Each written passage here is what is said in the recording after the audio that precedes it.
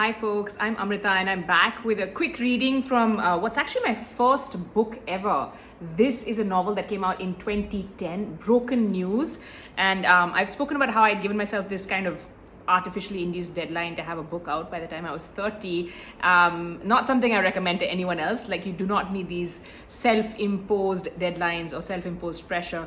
But it was really fun to write this book. It was a novel that really, while being fun and really pretty contemporary, as you'll hear in a bit, also touched upon some of the dysfunction and drama that can happen in a newsroom. We look at broken relationships, dysfunctional relationships, and there's definitely a very serious and sad element that was such a truth for so many people of harassment and what that could lead to. So I'm going to read you a small portion. Tell me what you think. If you've read it, of course, please do drop a comment and tell me how you think this ages, given that it's so many years ago that I wrote it. I'm going to read from this chapter called Pre-Breakdown, where the protagonist is essentially going through a very hard patch, or is about to. Of course, she can't admit any of that at the time. I do love the way my friend Munis Ijlal had done these lovely illustrations. We use them ahead of each chapter, kind of like the bullet points you see on a TV channel. So this kicks off with glamour is as glamour does, ego size does matter, with insecurity, denial works best. So reading from this page now. And somehow you have to make sure to save enough of you, save enough energy so you don't look like a bundle of nerves on air. So you project enough authority and calm to look credible, never mind what's screwing up behind the scenes as you speak. As good as you get, it always wants more.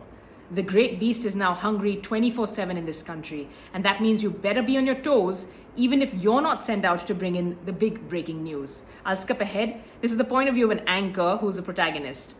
And to my credit, I'm finally somewhat immune to the nasty comments. When they say you need a thick skin for this job, they're certainly not kidding. I've trained myself now, have learned to ignore the patronizing bullcrap, the whole dismissive, OM, yes, she's a lovely girl, with the unsaid, let's leave it at that, never mind the IQ. All I register these days is I'm on air, whoever's bitching me out is not, and that's all there is to it. It's pretty ironic, actually, considering I was always a smart one in school and college. Skipping ahead. But don't even get me started on co-anchors. From getting jittery that you've got too much airtime, to stealing your lines on air, to going green over how many promos you have in comparison, it can all take a toll. Not to mention eat away at your self-confidence. You look terrible in that color. Why does your jaw stick out that way? Why do you talk so fast? Why are you so slow? You look so lost on air today. Do you even know what you're talking about? You've been here 3 years and have no fucking sense of TV. Get out of my sight. And did you see her hair on air? What was she thinking? All this within plain hearing of whoever is around. There's no way this criticism isn't personal. Wow, you know, a lot of those quotes actually I did take from the newsroom, overheard in the newsroom as it were. Some were paraphrased, but yeah, you definitely need a thick skin if you're going to be in this profession. While this is entirely a work of fiction, I dare say there are some elements of real life, and the stories did resonate. The story did resonate with some of the journalists I spoke to. So let me know if you've had a chance to read it. Let me know what you think. As always, drop me a comment. Readers, we love to hear from you as authors. So go ahead and share.